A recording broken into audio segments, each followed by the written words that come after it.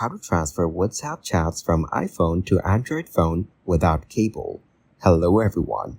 In this video, I will show you how to transfer WhatsApp chats from an iPhone to an Android phone without a cable.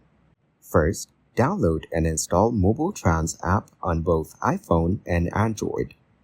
Now open the app on your iPhone and tap Phone to Phone. After that, confirm that this iPhone is the old phone. Then, confirm that you wish to send data from iPhone to Android. Here, select WhatsApp data. You can also select the other data types to send along. After that, click Send. Follow the prompts on the screen to connect both devices.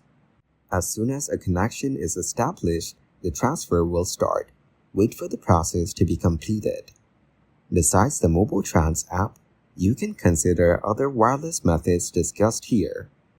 These include the default way of exporting WhatsApp chats and the Samsung Smart Switch. Or you can transfer via Google Drive. Thank you guys for watching this video. Hope you got some value. Make sure to like the video and subscribe to the channel to get notified of new videos. See you in the next one.